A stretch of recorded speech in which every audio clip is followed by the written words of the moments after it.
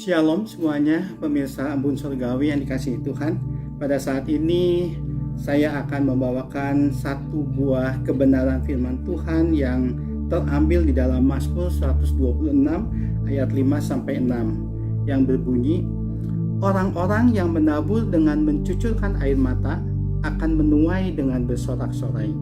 Orang yang berjalan maju dengan menangis sambil menabur benih pasti pulang dengan sorak-sorai sambil membawa berkas-berkasnya.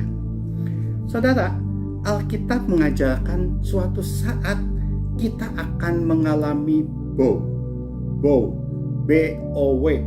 Bow, apa itu bow? Bow itu adalah pulang dengan sukacita besar sambil membawa hasil di tangan. Dan untuk membawa hasil tidak jarang kita harus dengan mencucurkan air mata karena beratnya medan yang harus kita taklukkan.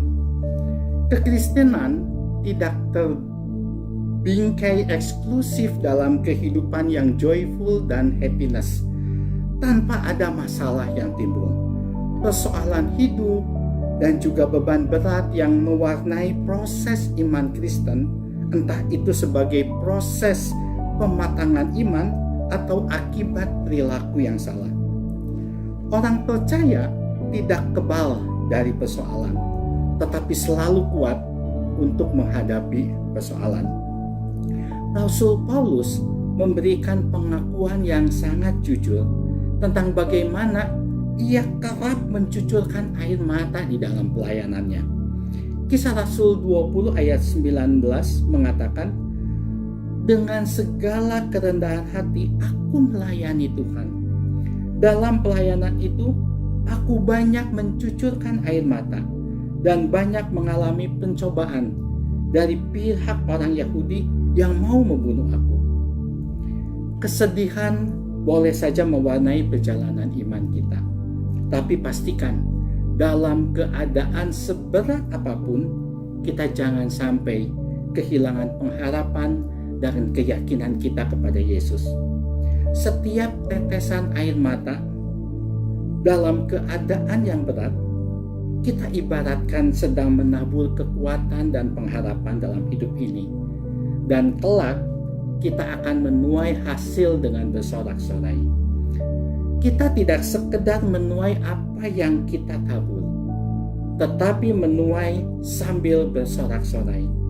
Inilah yang membedakan kita dengan orang dunia dalam merespon suatu keadaan, sekalipun harus mengalami berlinangan air mata di dalam kehidupan kita. Apakah kita akan mencapai garis akhir pergumulan hidup dengan sebuah kemenangan besar atau dengan sebuah kekalahan besar? Saudara, tetaplah pegang janji Tuhan Yesus. Yesus mau mengubah taburan air mata dengan tuaian sukacita. Dan orang percaya pasti menuai dengan bersorak-sorai. Saya akan tutup dengan sebuah kesaksian dari seorang istri hamba Tuhan yang dipakai oleh Tuhan secara luar biasa. Ada seorang istri yang menikah dengan seorang suami yang tidak mengenal Tuhan.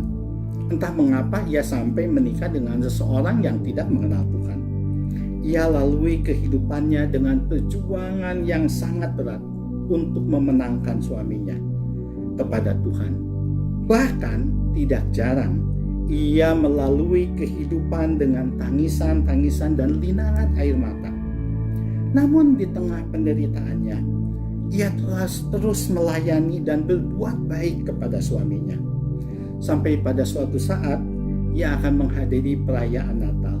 Ia minta izin kepada suaminya, dan suaminya tidak mengizinkan dia.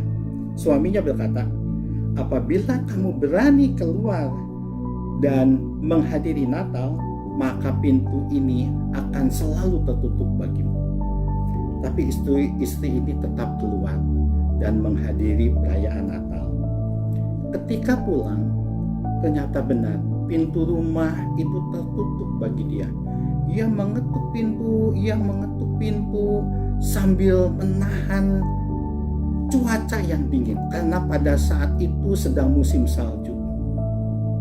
Dia terus mengetuk dan pintu tidak pernah dibukakan baginya. Sampai akhirnya dia mengetuk sampai dini hari. Dan ketika dini hari pintu itu dibukakan oleh suaminya. Suaminya membukakan pintu sambil menegur dia dan memarahi dia. Tetapi dia sambut kemarahan suaminya dengan memberikan makanan-makanan yang enak, membuatkan minuman-minuman yang hangat bagi suaminya.